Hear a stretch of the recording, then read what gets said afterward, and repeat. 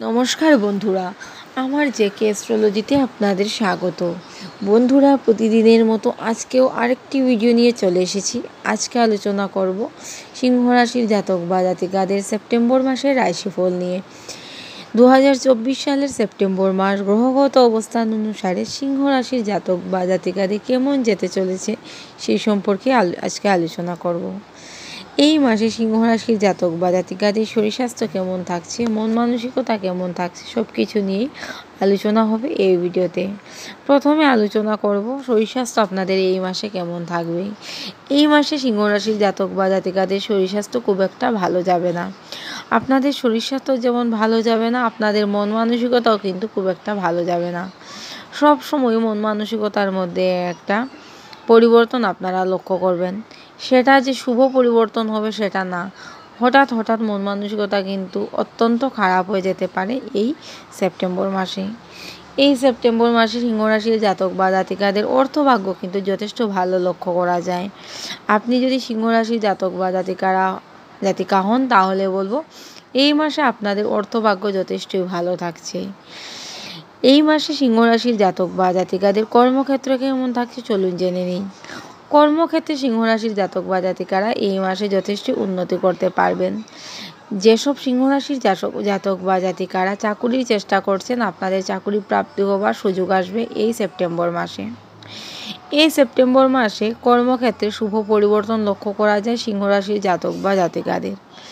সব কিছু ভালো হওয়া সত্ত্বেও সিংহ রাশির জাতক বা জাতিকাদের কিন্তু মন মানসিকতা খুব ভালো যাবে না এই মাসে। এই মাসে সিংহ রাশির জাতক বা জাতিকাদের ভ্রমণ যোগ আছে। আপনারা যদি চান তাহলে কিন্তু অবশ্যই ভ্রমণে যেতে পারবেন এই মাসে। এখন আলোচনা করব শিক্ষাক্ষেত্র নিয়ে। শিক্ষাক্ষেত্র কেমন যাবে সিংহ রাশির জাতক বা জাতিকাদের এই মাসে।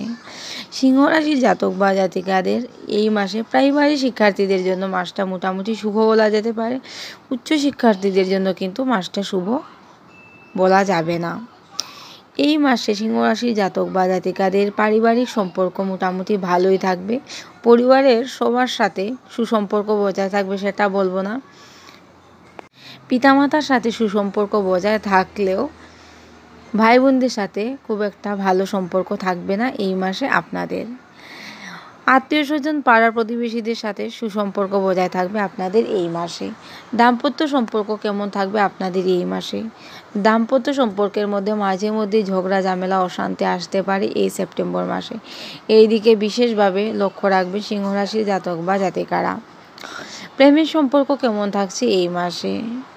এই মাসে প্রেমের মধ্যেও মাঝে মধ্যে ভুল বুঝাবুঝি হতে পারে সিংহ রাশির জাতক বা জাতিকাদের। সিংহ রাশির যে সকল জাতক বা জাতিকারা এই মাসে বিয়ের চেষ্টা করবেন তাদের কিন্তু বিয়ের পাকা কথা হয়ে যাবার প্রবল সম্ভাবনা থাকছে বন্ধুরা। এই মাস সিংহ রাশির জাতক বা জাতিকাদের অনেক কিছুই দিয়ে যাবে, আবার অনেক ক্ষেত্রেও সমস্যা থাকবে এই মাসে। যারা আইনি ঝামেলায় জড়িয়েছিলেন তারা কিছুটা হলেও আইনি ঝামেলা থেকে মুক্তি পাবেন সিংহ রাশির জাতক বা জাতিকারা। এই মাসে শত্রুরা আপনাদের অনেক ক্ষতি করার চেষ্টা করবে, কিন্তু ক্ষতি করে উঠতে পারবে না। অনেক সমস্যা থেকে বেরিয়ে আসতে পারবেন আপনারা এই মাসে।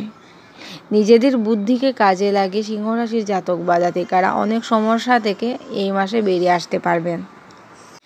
যে সকল সিংহ রাশির জাতক বা জাতিকারা ব্যবসা বাণিজ্য করছেন, আপনারা ব্যবসা বাণিজ্যে মোটামুটি লাভবান হবেন।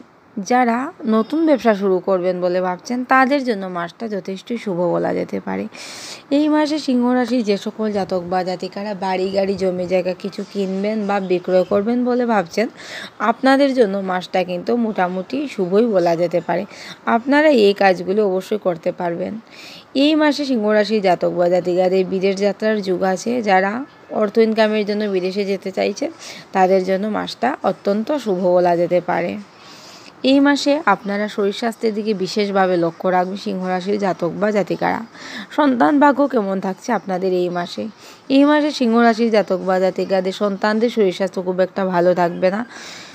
সন্তানদের শরীর স্বাস্থ্য নিয়ে বিশেষ চিন্তার কারণ আছে সিংহ রাশির জাতক বা জাতিকাদের। এই মাসে আপনাদের সন্তানদের বিয়ের পাকা কথা হয়ে যেতে পারে। সন্তানদের চাকরি প্রাপ্ত হবার অনেক সুযোগ আসবে, নতুন সুযোগ আসবে। সন্তানদের মান সম্মান যশ বৃদ্ধি পাবে এই মাসে। তো বন্ধুরা, আজকে এতটুকুই। নমস্কার।